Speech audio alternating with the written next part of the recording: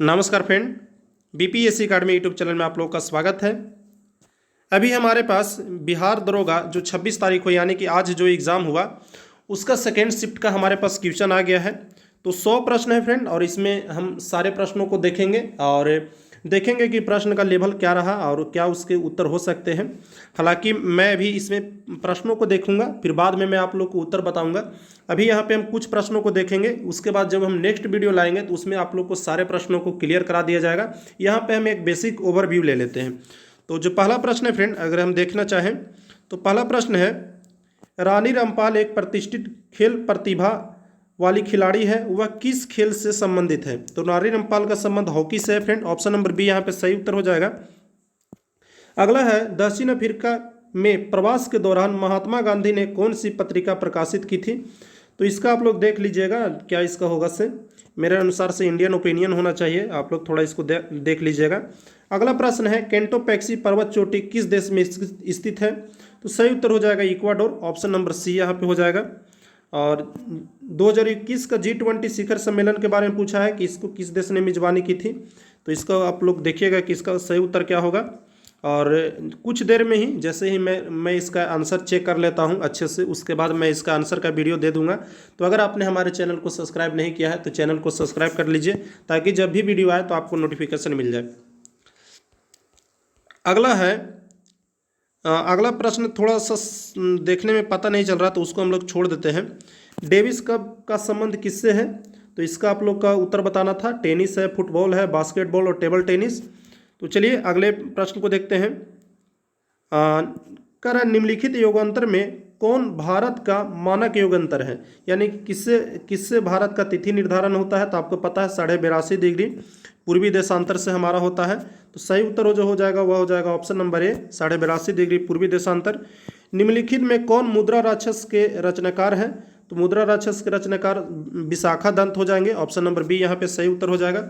उसी प्रकार से अगले प्रश्न को अगर देखना चाहें, राजीव गांधी खेल रत्न पुरस्कार की इनाम राशि क्या है? तो राजीव गांधी खेल रत्न पुरस्कार में 7.5 लाख रुपए दिए जाते हैं। उसके बाद पूछ रहा है, सी फॉर वेटलैंड आर्द्र भूमि भारत के किस क्षेत्र में है? मणिपुर, लद्दाख, अरुणाचल प्रदेश, सिक्किम। तो इसको आप लोग को बताना है। वक्राकार प्रवाह आरेख के बारे में कुछ पूछा हुआ है, स्पष्ट नहीं दिख रहा है फ्रेंड। उसके बाद हम अगले प्रश्न को देखते हैं। निम्नलिखित में से कौन सत्यशोधक समाज के संस्थापक थे? तो इसका सही उत्तर हो जाएगा ज्योतिबा फुले। हालांकि ऑप्शन नंबर डी यहाँ पे सही उत्तर हो जाएगा। जब मैं अगला वीडियो लाऊंगा तो उसमें क्वालिटी आपको थोड़ा अच्छा रहेगा, उसमें स्पष्ट चीज़ें दिखेगी। उसके बाद जो है वह बनाने को लेकर के है। तो ये हम एक मैथ का प्रश्न है जिसमें आपको व्युत्क्रम से भाग दे करके इसको प्राप्त करना है। तो इसको हम लोग अगले वीडियो में देख लेंगे। लोचेदार मांग की स्थिति में कीमत वृद्धि होने पर इसका सही उत्तर आपको देखना है। तो कुल आगाम बढ़ जाएगा, कुल आगाम घट जाएगा, कुल आगाम पर प्रभाव नहीं होगा, इनमें से कोई नहीं। चलिए अगले प्रश्न को देखते हैं। अगला प्रश्न है, यदि किसी स्प्रिंग से धारा प्रवाहित कराई जाती है तो स्प्रिंग क्या होती है? तो अगर धारा प्रवाहित की जाएगी तो स्प्रिंग जो होना चाहिए वो प्रसारित होनी चाहिए। ऑप्शन नंबर ए हो जाएगा। थोड़ा प्रश्न देखने में दिक्कत हो रहा है फ्रेंड। उसके बाद प्रतिरोधक से जुड़ा हुआ प्रश्न है, इसको हम लोग अगले वीडियो में देखेंगे। रुधिर में पैदा होने वाले सूक्ष्म जीवों को क्या है, स्पष्ट थोड़ा नहीं दिख रहा है। फिल्टर के रूप में कुछ इस प्रकार का प्रश्न है।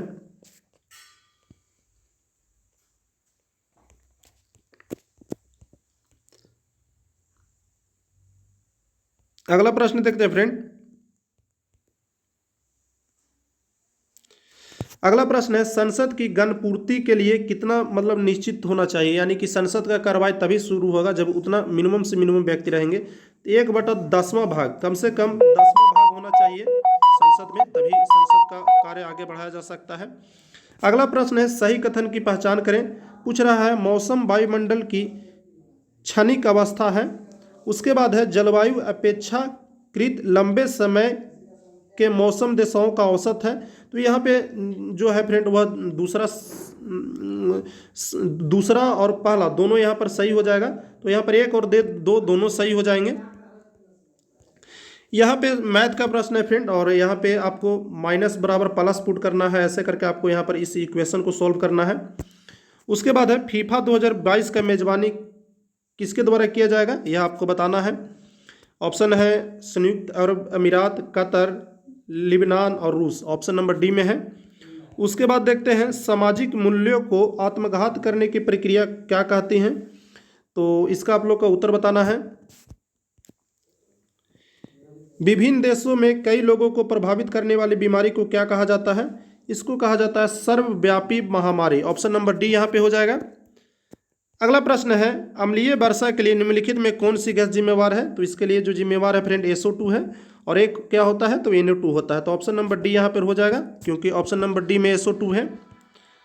अगला प्रश्न है निम्नलिखित में कौन सी धातु हमारे शरीर में रक्त का थक्का जमाने के लिए उत्तरदायी है, तो रक्त का थक्का जो हमारे शरीर में जो जमाता है वह धातु पूछ रहा है फ्रेंड। तो यहाँ पर मेरे अनुसार से कॉपर है, टीना है, कैल्शियम है, तो हमारे समझ से सोडियम यहाँ पर होना चाहिए। हालांकि अगले वीडियो में हम इसका कन्फर्म आंसर देखेंगे। खाद्य श्रृंखला में इंटरलिंकिंग पैटर्न किसे कहा जाता है, तो इसको हम लोग अगले वीडियो में देखेंगे फ्रेंड।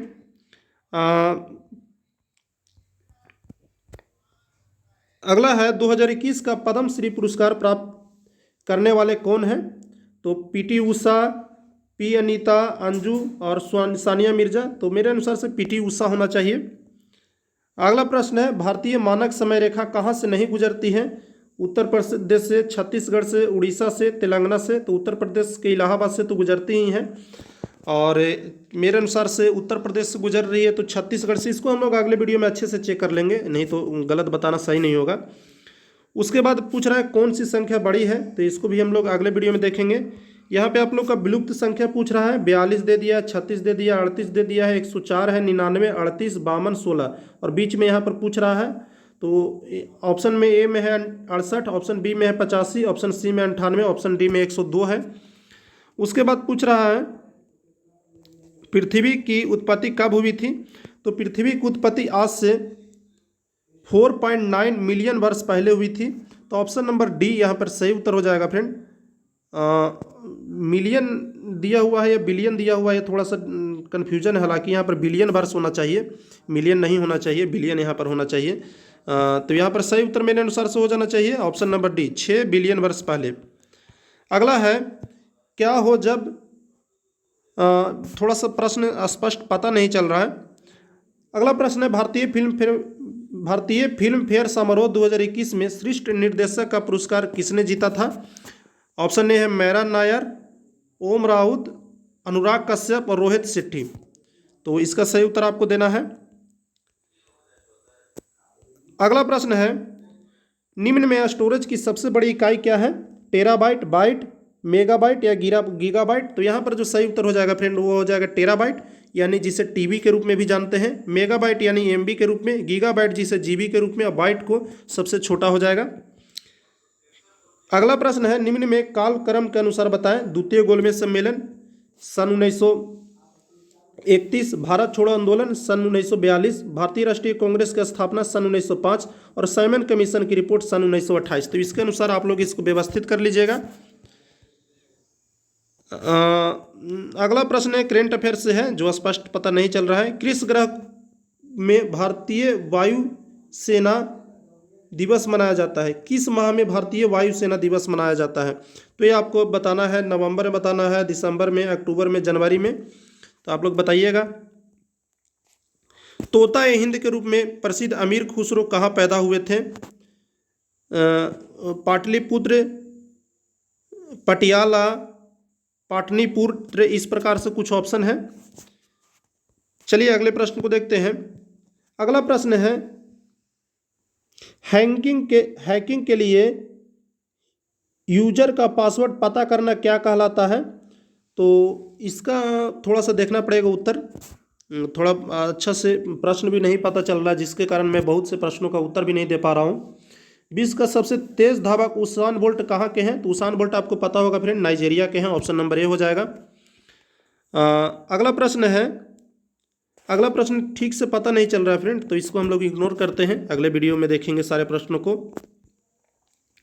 2021 में पद्म श्री पुरस्कार प्राप्त करने वाले कौन से व्यक्ति हैं? तो इस प्रश्न को हमने शायद देख लिया है। नेक्स्ट प्रश्न है फ्रेंड,